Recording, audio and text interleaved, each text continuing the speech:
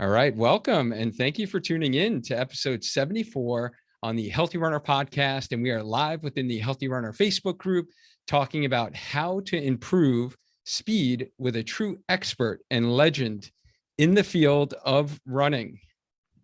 We have Mario Fraioli here with us, and Mario is a Bay Area based running coach who works with a number of Olympic trial level marathoners, internationally ranked ultra runners, and competitive age group athletes. He also writes and publishes the Morning Shakeout, a weekly email newsletter and podcast that covers running and other topics that interest him. Welcome to the show, Mario. Thank you so much for having me.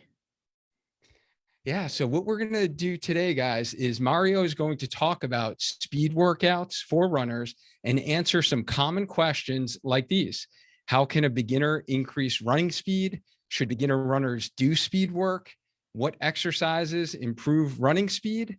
What are some speed workouts for distance runners? And then what are strides all about? Do strides make you faster? What's the difference between a sprint and a stride? And what is the best speed work to do for many of you who will be doing some marathon training coming up this fall? So the timing of this, I think, was really perfect to have Mario come on and educate us. And for those of you who are jumping on here on the Facebook Live, can you guys do me a favor? Can you just type in live into the comment box? Let me know you're here. And those catching the replay, just type in replay. We'll give you a little shout out after. Now, for context, for those of you kind of tuning into this episode on speed work, we have two other episodes that you might want to also kind of go back and get a little bit other content related to this topic. We actually just had our own Coach Lou on episode 72, where Coach Lou talked about running paces and the importance of pace and the different types of paces. And then in episode 25, we did a deep dive on 3 types of runs and what are the physiologic benefits of their easy conversational run, the tempo or threshold run, and then interval run. So I'm sure we're going to be talking about some of that with Mario today, but just wanted to kind of give everyone a little context. So let's get started with our dynamic warm-up, Mario. This is the first question we asked all our guests. Tell us, who are you and where are you from? I'm Mario Fraioli. I am from the Bay Area. I live just north of San Francisco, and I spend most of my working time coaching runners, as you mentioned, competitive age groupers, higher level marathoners, and some top ultra runners in the sport. And then I also write and publish the Morning Shakeout, which is a weekly email newsletter and podcast. Yeah, which is a pretty amazing podcast and newsletter. So you and I got connected through our friends over at UCAN, and right. They had connected us. And I remember seeing your name on the kind of the expert page in their community on their website when I originally was on their page. And I remember clicking at your bio back then. It was probably about 6 months ago now. Mm-hmm. And you know, I was always kind of interested, and then I was wondering if there were any contacts that UCAN had to talk about this topic, specifically speed work.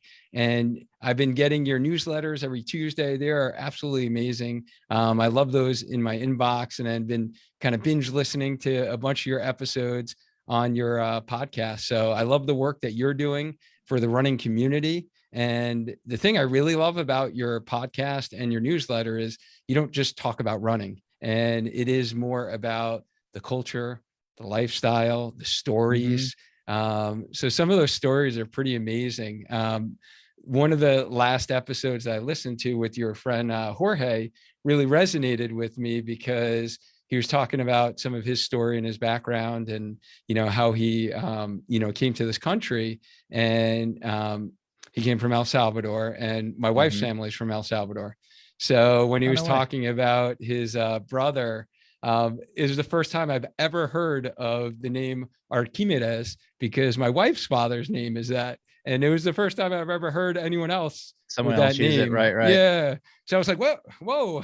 So it really resonated with me a lot of that episode. So I think what you're doing is phenomenal, and it's just great work. So for those who are listening and haven't checked out the Morning Shakeout podcast, you guys need to check it out, and also check out the newsletter. It's definitely something refreshing to get in your inbox, because we're all overloaded with so many emails. Yeah, especially newsletters. There's more and more of them these days. I've had mine for going on 6 years now. But I feel like in the last year, especially in the running space, there have been more and more that have popped up. But yeah, every week, every Tuesday morning, the morning shakeout lands in inboxes around the world. Yeah, and you come from more of a writing background, correct? From what I've been hearing. A bit, yeah. I Like mean, you worked for a magazine. I've got a very varied background. I mean, professionally, I've worked at newspapers as an editor, copy editor.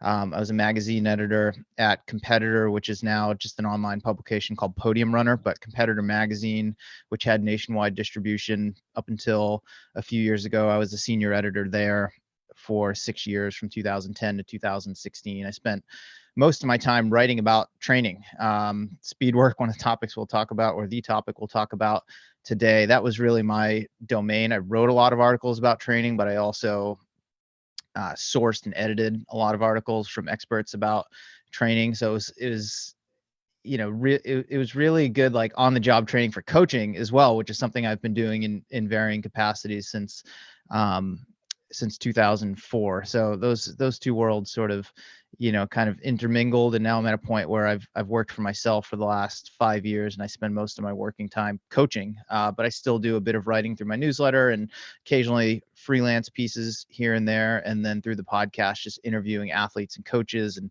other folks in the sport of running who can tell their story, and who I can learn from myself, especially on the coaching side of things, but so can everyone who's listening to the show. Yeah, no, I think as I mentioned, it is great content, very high level content, I might add.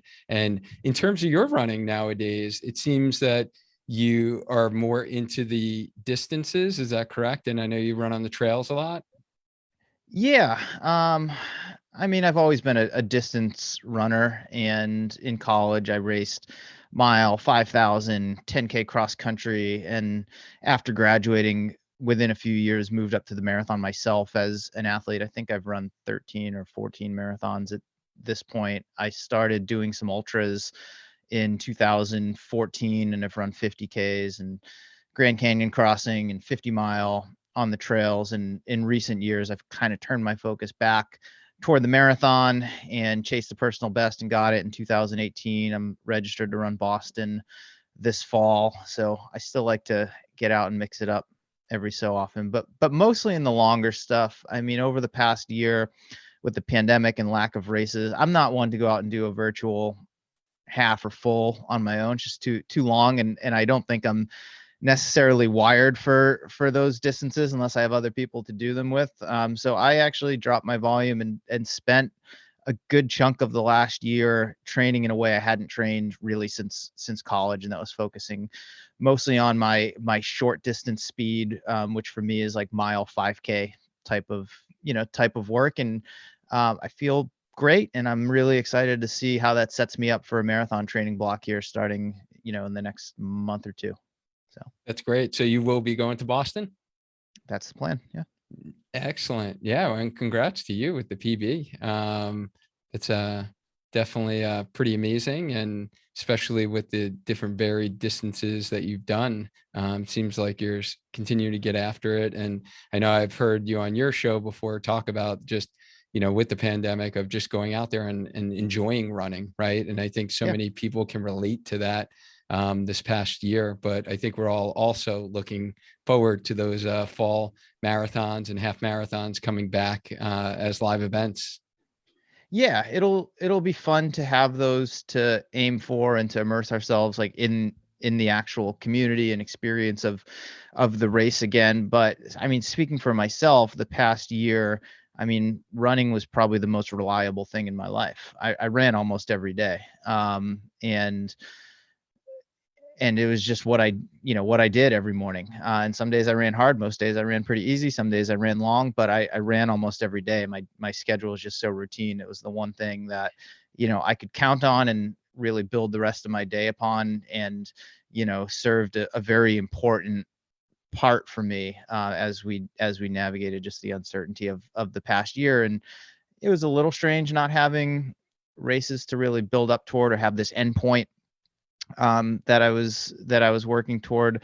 But at the same time, I think it was just a good lesson in really, as cliche as it sounds, embracing the process of it all, and understanding the role that running and training and workouts and all of that just held in my life. And I think, I mean, even though I've been doing this for 24 years or so at this point, I mean, I think it strengthened my relationship with running in a way that wouldn't have been possible without this forced pause of sorts. So Indeed, indeed. And I just want to give a little shout out to those who are hopping here on the daytime live here. So Hildy's here on the live. Chris, what's going on, Chris? Chris is here. Alexis is here. Erin's here. Guys, so if you have any questions for Mario as we go along, feel free to drop those questions in the comment box. We'll do our best to get to your questions before we sign off today.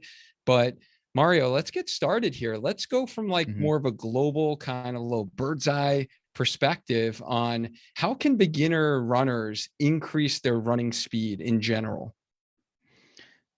I mean, the short and simple, and I don't mean to be a smart aleck answer to that, is to just run fast from time to time. I mean, I think there are a lot of new runners who are afraid. I don't want to say they're afraid of speed work. They're afraid of the term speed work. It conjures up all kinds of things for them. And there are a lot of misnomers out there about speed work contributing to injury and that sort of thing. But I mean, if you want to run faster, you've got to practice running faster. And speed work is the best way to do that on a very fundamental level. Okay, so that was actually perfect without getting kind of too deep, because I think that sets the stage and really sets up the next question. So I would imagine the answer to this question, should beginner runners do speed work, is that yes, or what are your thoughts for beginners? The short answer is yes to that. And I think that's one of the biggest mistakes that new runners make, is that they shouldn't do speed work until they've done, I don't know, 6 weeks of running, 8 weeks of running, 10, whatever you read in the popular, popular literature that's out there. But what I've noticed in all my years of running and as a coach, when you're running faster, and that can be a very amorphous term, and we can dig deeper into what that means here in a little bit. But generally, when you're running faster, you're running more efficiently. And most people, when they're running faster, are running with better form than when they're running slower.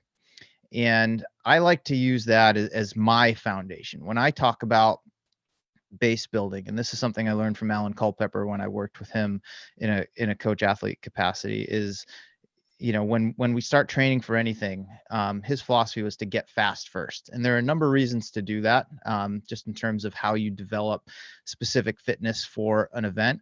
But I also think that applies to beginner runners. And get fast doesn't mean like you're doing speed work all the time, but it's something that new runners should be incorporating in appropriate doses from the very beginning, because I think it can really help in terms of the mechanical side of running, paying attention to how we're moving, because a lot of what we call like the tenets of good running form, which bad running form can certainly contribute to injuries, as as a PT, come from people who start running slow and sloppy. And I think doing small bits of speed work, and we can define what that means here in a little bit, and it changes over time, can really just help from the very get-go, like start emphasizing some of the tenets of good running form. And I think that can really help from an injury prevention standpoint. And it also helps to have some variety in your training schedule, even if you're just getting into running for the first time. If you're running slow and sloppy all the time, you're going to be a slow and sloppy runner. I mean, that's just the truth. I mean, that's going to happen. So, yeah, I think speed work is definitely something that beginners can do, and it looks very different from what experienced runners can do. And we can talk about what it looks like at various points of someone's running journey and how it can evolve. But yeah, that's a long-winded way of saying I do believe beginner runners should be doing some form of speed work from the very get-go. Okay. No, that's great. Thank you for clarifying that. And let's just continue that thread for a Mhm. little bit. So let's just say I'm a runner out there who just started maybe a month or two ago. I'm here on the East Coast and weather started getting a little warmer Mhm. and COVID's starting to be behind us hopefully soon. And, we're getting out, we're feeling more comfortable and I want to get back in shape for summer. And I just started running then. So what would you're working with a runner of that level, what would speed work look like? It would be a very, let's call it primitive form of interval training. And that could be, I mean, let's just use a track just so we have and not that everyone has access to a track, but just so that we have something to visualize here. I mean, someone who's just getting into running for the first time in a while, they haven't put their shoes on. It's like, all right, let's go to the track and let's let's run what I call quick but controlled. Let's say like 70% effort on the straightaways. So you're running a little bit faster. It's not a slow jog, but it's certainly not an all-out sprint. But it's faster. It's faster running, and you do that for 10 to 15 seconds, and then you can walk twice that. And I mean it's a form of a fartlek workout. Like that is an interval workout. Even though it's run walk. But what we're emphasizing on the running portion is running a little bit quicker than just plodding along at a slow jog for 20 minutes. And the reason I will have folks do that is because for those 10, 15, 20 seconds of running, and we'll gradually increase the duration, they're thinking about how they're running and how they're moving and how their feet are interacting with the ground and what their torso is doing and where they're how they're holding their arms, or at least those are the cues that I'm giving them. And then they can shut it off and they can walk for a little bit and just let their heart rate come down, catch their breathing, think about how they were moving, and just really try and wrap their head around that. And then we do it again. And maybe for someone who's just starting out, maybe they're doing 2 to 4 laps of that. It totals a mile. But when I start people running, we're starting with that rather than just going out and being like, okay, let's see if you can run for 5 minutes straight. Because usually if I send them out to run for 5 minutes straight, I mean, that's 5 more minutes and they've run in quite a while. They're not thinking too much about how they're moving, or that's too long for them to think about how they're moving. And because they're scared to go fast for that long of a period of time, they really do they're moving sloppily the entire time, so they're starting to develop bad habits right away. So I want to develop good habits, especially with beginner runners, because they are so malleable.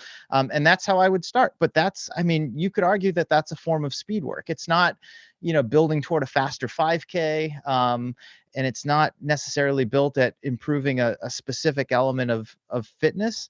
But we're starting with that as our foundation, and then over time we're going to progress how fast they're running. We're going to mix in like longer, let's just call it slower, periods of running along with that as we start to build them up as a more complete runner. Oh, I love that answer because what you're really talking about is kind of that like motor control and motor Yeah. planning and Hmm. pattern and really training our nervous system to be in that most efficient Exactly. place. And I could really, as you were describing that, I was totally relating to that because I myself personally have just started finally getting back to the track last month and I started doing repeat 400s for a couple of weeks and then I did 800s. And yes, it is so much more intentional, right? When you are running Hmm. at that faster pace than I'm used to for my easy conversational pace runs or even my tempo and threshold pace runs. And I was just thinking about that I'm so much more intentional. I'm thinking about my foot hitting the ground and popping right back up. I'm thinking about my leg turnover. I'm thinking about that arm swing a little bit more. And so Hmm. I agree that you can definitely focus a little bit more on your form as you are running at that faster pace. And I really like how you you keep it simple and it doesn't need to be like this very complex workout or Right. overwhelming workout for even beginners. Right. And I love the rationale and kind of the whole purpose of you prescribing that. So that was great. That was fantastic. Yeah. And if I can interject here too, I think before we go any further, the term speed work or speed workouts, I think and I said this a little earlier, they get a bad rap sometimes. People hear that and speed, they think fast. And then when they think fast, they think, all out or close to max effort. It's like, no, speed, like you can vary speeds. And the important thing with beginner runners, especially, and we can talk more about how this evolves as runners get more experience, but with beginner runners, especially when I'm doing something like this, it's faster running. Like they're definitely going faster than a jog, but it's relaxed, it's controlled. And I think that's a very important thing to emphasize, because some people who will go to a track like that and they'll just fly down the straightaway, sprint full on out, and we don't want to do that. I mean, that's going to create a different kind of problem. But this is fast and relaxed running for a very short period of time, and it's getting the new runner or someone who's coming back to running for the first time in a while to right from the get-go think about how they're moving, because one thing I've noticed in all my years around the sport, I see this at the scholastic level, I see it with experienced runners. There's not a lot of emphasis on skills and drills and that development that you're talking about. And I think that's what's really exciting about working with beginner runners, is you can really, if you do it right, you can really start to emphasize that stuff from the very beginning and develop good habits that they're going to carry with them throughout the entirety of their running journey.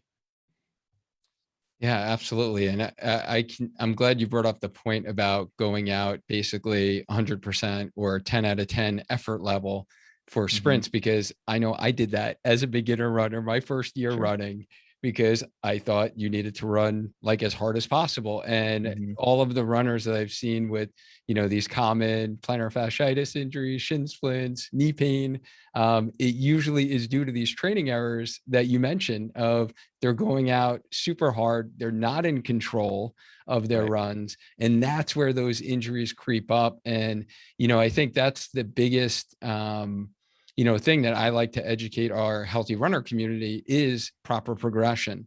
And I'm just loving this conversation, because it doesn't mean that you can't do faster running. It's just you Right. need to do it correctly and keep it kind of within the constraints and make sure that it's still controlled. So if Mm-hmm. it's okay with you, Mario, we have a couple questions here that I would love Sure. to get to, which I think is a good time, because I know you mentioned fartleks, and for those that Mm-hmm. aren't familiar with the term, what's an example of like a fartlek run, and then what are the benefits of fartleks? Hildy wants to So know. so fartlek is Swedish for speed play. And I love that those are the two words that it translates to, is speed play. You're playing with speed. And generally fartlek workouts are done ideally in nature somewhere if you have access to it, but you can do them anywhere. You can do them on the roads, you do them on a path through a park, you do them in a trail through the woods. You could do it on the track if you want, but I just don't think that's the right environment, because it's a little too controlled and measured. But you're on a path in a park, and true fartlek is playing with speed. It's saying, hey, I'm going to run fast to that tree over there. And you pick it up to that tree. And then you tell yourself, like, I'm going to walk or jog very slowly, to that bench. And then when I get to that bench, I'm going to run faster to that stop sign. And you're really picking off objects in the distance and using those as your markers. And maybe some of them take you 20 seconds to run to. Some of them can take you 2 minutes to get to, 5 minutes. It's very free form in that way. It's unstructured. You're playing with different speeds, and it's really up to you when you step on the gas and when you back off. And that's true fartlek as it was designed and intended. You can make it a bit more structured. I do this with all of my athletes to varying degrees, where we'll quantify it in terms of time and the target intensity that we're trying to hit. So without getting too complicated here, maybe that ends up becoming, I mean, they're basically more structured intervals is a way to talk about it. But you're in a park and we're going to do, 10 times 1 minute at 5K effort or 5K intensity. And the recovery in between, maybe early on in a training cycle, will be 2 minutes of very slow jogging, that type of thing. And you could really manipulate the duration and the intensity of the intervals and the recovery to whatever degree, that you want. It's structured that way. And you can quantify like, okay, that workout was 10 minutes worth of work, or 5 by 5 minutes is 25 minutes worth of work. But true fartlek, and I love to give this to my athletes sometimes, because it throws them for a loop and it really freaks them out. I think a lot of runners, especially as you gain experience, you become very type A. What pace am I running? What's the distance? What's the length of the interval? And I'll send them out and I'll say, hey, I want you to go out for an hour, warm up easy for say 15 minutes. And then for the next, half an hour, I just want you to run fartlek workout, and do it in your neighborhood, and just, exactly as I described. Pick some benchmarks, landmarks, use those as your start stop points. Run as hard as as hard as you feel like going. That's the beauty of it. You can run as hard as you feel like running. It can be like, eyeballs out, full sprint for 10 seconds, or it can be, a sustained, 5-minute rep or something like that. And why I like to have them do that is they're not paying as much attention to their watch. They're really just in tune with how they're feeling. They're using, actual cues in their environment to decide like when they want to manipulate, the intensity. And I think that can be a good release valve for athletes sometimes, especially those who are getting too tied to, the specifics of their workouts, to the point that it becomes detrimental. It's great for newer runners, who might be intimidated by speed work, and they can do something like this that is a little more free form. And it's kind of up to them, like how far and how fast, they want to go. And yeah, I think fartlek's just it's a great workout. And it's a great, I think, introductory level speed workout, but it can also be used by advanced runners, who are just getting a little too serious.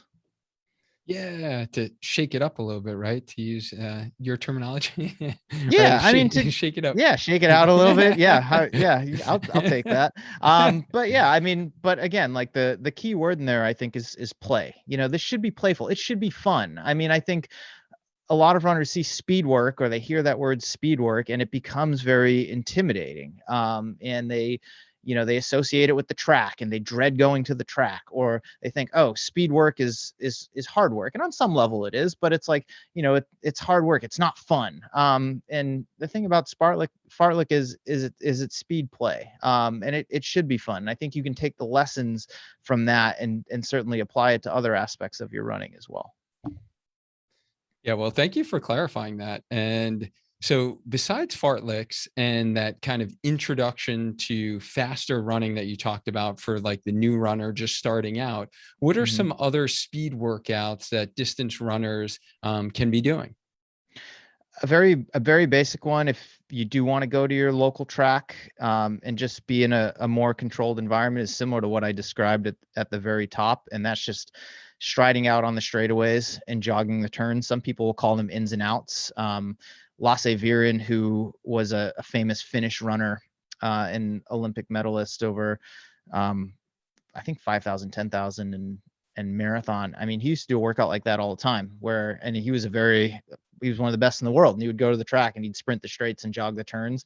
That is a very simple, introductory workout that runners can do. I like fartlek, as I just described, and I would use it in an unstructured or structured way, depending on the athlete and where they are in their specific progression. I mean, the other nice thing about the track too, you can kind of use some landmark things. You can extend, the stride the straight, jog the turn, to have it be like, all right, I'm gonna go half a lap on, half a lap off, and then maybe I'm gonna go a lap faster and then a lap float, and then maybe I'll go 2 laps faster, lap float, and you can. Yeah, I mean, that's interval training, at its Mhm. at its very core, but you don't have to overthink it, And for someone who's self-coached, or doesn't have, very specific direction coming. I mean, knowing like one week you went to the track and you're like, okay, I did, 4 faster laps with 4 slower laps in between. Maybe next week I'll try to do 2 more. Or, maybe I'll go next week and I'll try to do 2 laps instead of 1 lap, and see that if I can progress in that way.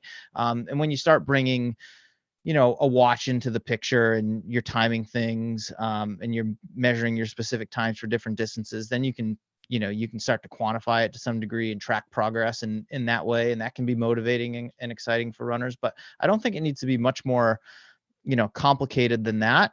If you don't have access to a track, it's just doing things off the watch. If you have access to one, and simple as what I said earlier, 1 minute, 30-second pickups, 1 minute pickups, 2 minute pickups, and just doing that, gradually increasing your workload over a period of time. You're going to get fitter and faster by doing these things consistently. Does that answer your Yeah, question? absolutely. And consistency, as we know, is key. Indeed. So Yeah, what it are, is. I mean, you do one speed workout, you're probably not going to get a lot faster, but you do like one speed workout a week, for a month or two or 3 months, you're going to get a lot faster. I guarantee it. If you can stay healthy during that period of time, which is the key to it all, you're going to get faster. yeah, what's your, in terms of frequency per week? Is it typically once per week? And if it goes up to two, what's your kind of threshold? Like what level runner are you working with where you increase to two kind of harder effort sessions per week? Yeah, I think for beginner runners, especially once a week is plenty to do a very, let's call it, deliberate speed workout where that is the intended purpose of the day. Um, I don't know how I would really identify the dividing line where they're ready for more. For me, as a coach working with individual athletes, it is very much on an individual basis. And sometimes you just have to try things. There's no um there's no exact formula for saying, okay, this person is ready for a second workout. At some point you're like, okay, you've been doing one workout a week for the last, I don't know, maybe it's 6 weeks. You're recovering well from it. You're seeing progress. Let's see what happens if we throw a second one in. So maybe, they do a speed workout of some sort on a Wednesday. And that's been the standard for the last month and a half or so. And this athlete is, starting to see progress in their workouts. Maybe they've run a race during that period and they've improved. I would say to them, hey, you have definitely jumped a level. Let's see if we throw in a second workout on Saturday, perhaps. Like I always typically give, at least a day, usually two after a speed workout before I would throw another one in there. It's like, hey, let's throw another speed workout, a different type of speed workout, because that is something I think that is probably worth addressing. There are different types of speed workout as well. Not all speed workouts are created equal.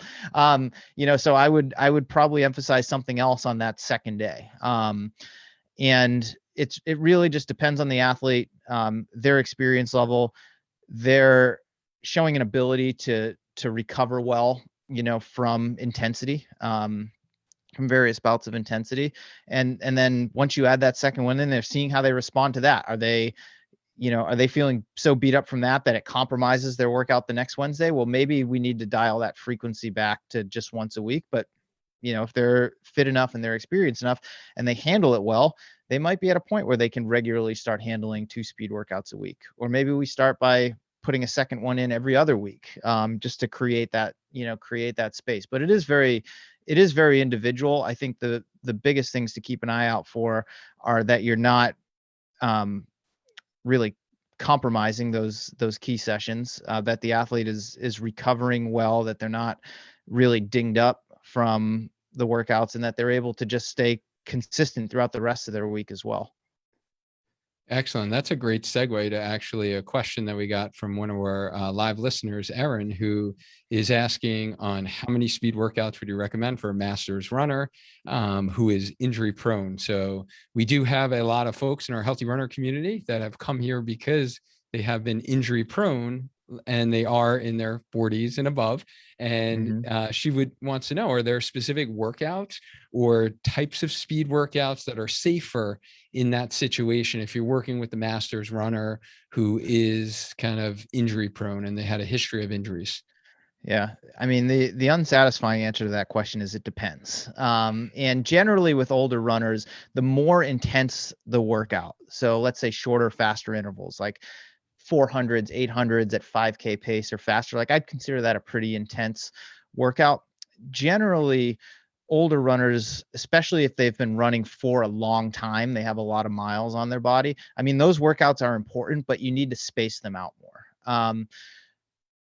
They're going to get a lot out of longer, like let's call them longer and stronger reps. So maybe those are like 1Ks, miles, 2 miles, tempo runs at a slower speed, a lesser intensity. Maybe instead of 5K effort or a little bit faster, it's more like 10K half marathon effort. And the reason for that is, I mean, especially for distance running, like that is, I mean, that's your bread and butter. I mean, you get to that point and you're doing those types of workouts, you're going to become so aerobically strong that you can maintain a high speed for longer. And honestly, when you're a lot older, you're only going to develop your speed to a certain point. I mean, you're most people, especially if they've been at it for a while, you're about as fast as you're going to be at that point, but you can still get stronger and maintain strength. But the other key to that is because the intensity is lower, but it's still not, just easy jogging. You're getting a lot out of it, but it's also easier on your body in a lot of ways. Just the musculoskeletal stress is not as high. When you're doing that type of work, and generally older runners are going to bounce back faster from those types of workouts. I know for me, like if I go do really fast 400s at the track now, and I mean, I've been running for 24 years, I can do it. I need probably 3 days to recover, 4 days to recover after something like that versus when I was 25 or 20 years old. But I can go do, like I did a tempo run on Wednesday, today's Friday. I feel great. I feel really great. I mean, I did 5 miles worth of work versus 3, but because the intensity was a little bit lower, I was on a softer surface. I mean, there are a lot of things that you can manipulate there. I mean, I'm going to get a lot out of that workout, but I don't need to develop my speed, quite as much. So I'd focus on those longer workouts. I mean, still accounting for recovery in there.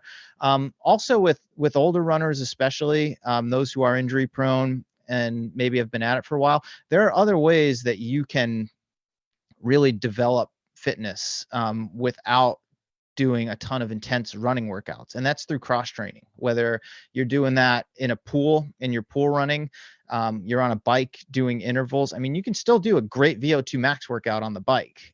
But because you're on the bike versus on the track, the toll on your body is a lot lower and a lot less. And you're still getting the benefits of that. Like your body doesn't know any different. It's being, if and you can measure this through heart rate, perceived effort, maybe power, a number of different ways. That's getting like really geeky into things.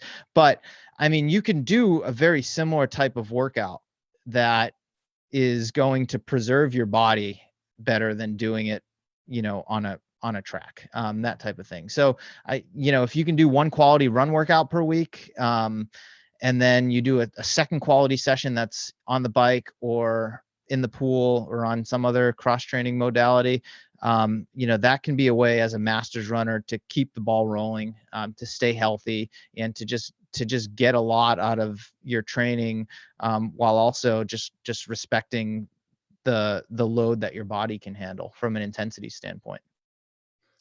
Excellent. And Aaron, I would just add to that as well. Just make sure you are doing your strength training in order to run, right? And really hitting all of those run specific muscles that we talk about to stay healthy so you can be able to do some of these faster efforts. And Mario, what about drills or exercises to improve running speed? Do you have any like go-tos that you commonly prescribe for your clients? Yeah, so I have 7 that are very basic. There is an article online. If you look it up, it's 7 running drills you should be doing. It'll probably be the first thing that comes up in Google.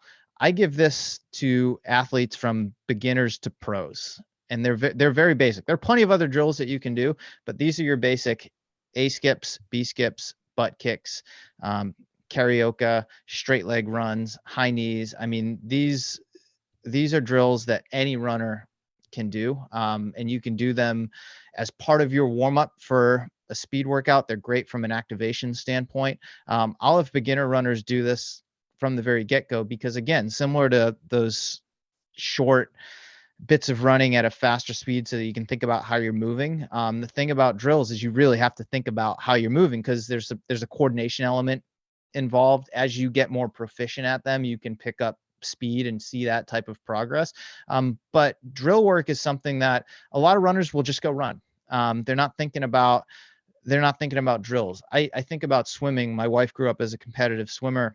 From the very moment she started swimming, they start doing drills. A lot of other sports will work will use various types of drills to improve their skill at that sport. And I think it's important for runners to think of the act of running as a skill that needs to be developed. And drills are a great way to do that. And again, like I focus on these 7 because I'd rather my athletes get these 7 down pat and do them really well than be adding new ones every week that they're only doing, okay at.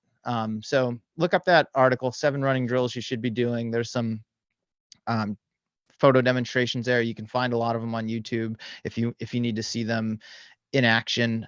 But those drills reinforce the tenets of just good mechanics. And like when I'm coaching at the track, like during the week and we're running through these drills, I mean, the things that I'm pointing out, there are a lot of, staying tall,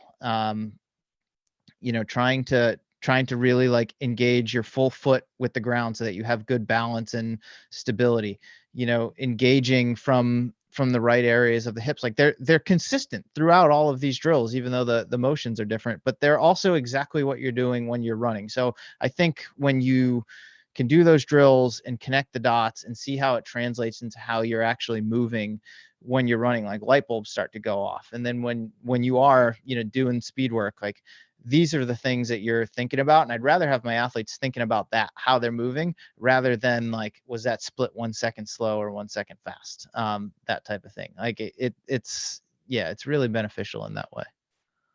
And Mario, I want to respect your time because I know we do have a hard stop. So I can Yes. honestly talk to you for hours. But if you could change one thing about the misconception of speed work for runners, what would that be? It doesn't always have to be hard. I think that's the biggest misconception about speed work, is that every time you show up to the track, like it's going to be the hardest workout you've ever done. No, I mean, that's like 1 to 2% of like all the workouts that you should be doing where, you don't feel like you can do another rep. One of the best pieces of advice that I got from one of my first coaches, Bill Goodare, he said, you should finish 95 to 98% of your workouts feeling like you could do another rep if you needed to. Like, so if it was 10 by 400, you could do an 11th or 12th rep. You shouldn't finish most of your workouts feeling like you could not do another one. That's like 1 to 2% of your workouts.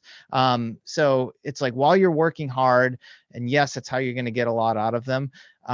It shouldn't always be hard. I mean, I do workouts where I tell my athletes like, hey, this is, like, I'm giving you specific instructions for this workout. It's not just go out and run easy, but this should not be like a hard workout. And maybe that's when we're tuning up for a race. Maybe it's early on in a training cycle. Maybe that's a bridge between like what are going to be like two harder workouts. But, every time you go to the track, every time you go to do a speed workout, like get that misconception out of your head that it's going to be like, it has to be like hard. Like you can challenge yourself.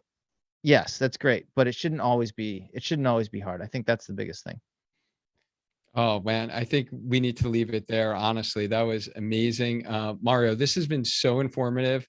I appreciate you taking the time out of your busy day to educate our healthy runner community. And what I'll do is, if you want, you can head out and I will kind of close out the show and also add in some of your links that you had mentioned. And I will make sure to drop all of your links for your content as well.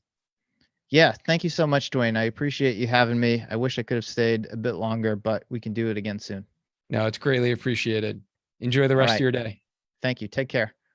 You as well. All right, guys. So if you found some of this helpful and you found Mario's content very helpful, number one, definitely subscribe to his newsletter, subscribe to his podcast.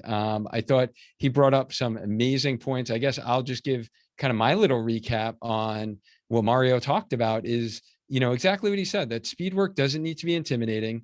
I think another take home I got from what he shared with us was it could be fun, actually. So have fun with it. It doesn't need to be structured. So it doesn't need to be, you're going to be doing 4 reps of 800 meters on the track with a 400-meter recovery. So it doesn't need to be as structured as sometimes we make it. And if you're the type of person that doesn't do well with that, that stresses you out, brings you anxiety, and it just takes the joy out of running for you, then perhaps consider doing some of the fartleks that he had talked about, right? Making them fun and making them not as structured. And the other thing, I really like this point about, beginner runners, that you can do quote unquote speed work. It's just essentially running faster. And then the other thing I want to reiterate is that you want to make sure your other runs are slow and controlled, and that the majority of your runs that you are doing throughout the week are still at that easy conversational pace. But I really like how he highlighted that the faster runs and you running at a faster pace do improve your running form and makes you more efficient. And I can say personally, I've definitely noticed that, and I've definitely seen that in my running these past couple of months since I actually have gone now to the interval work and hit the track. And I'm noticing how more efficient I am in my runs.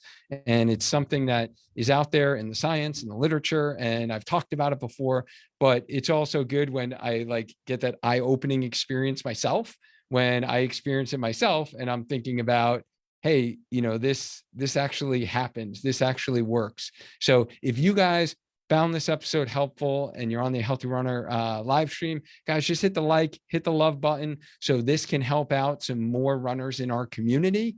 And guys, remember, we have a lot of special guests coming up these next couple of months. We are busy. If you're listening to this on the podcast, join our community, join our Healthy Runner Facebook group, where we do all of these episodes live within our community, and we answer questions from you, just like we did today. And you can ask your question to the expert that we have on for the day. And you can get all the other content that is shared by our team of Healthy Runner coaches. They are continuing to kill the content. This week, there was some great posts, great content, stuff that I would have never even thought about posting that was shared within our community that was very helpful for many of the runners in our community. So if you're not in our Healthy Runner Facebook group, then join our community over on Facebook. And as always, if you guys have enjoyed this podcast episode, then, share that link with a friend, as well as, letting them know about our podcast and our community, as well as our @Spark Your Training YouTube channel. Remember, you can get all the video replays of the podcast on YouTube, as well as the hundreds of other exercises that I have on there that are free to you, that are run specific exercises. So remember, guys, as always, stay active, stay healthy, and just keep running. I'll talk to you soon. Make it a great day.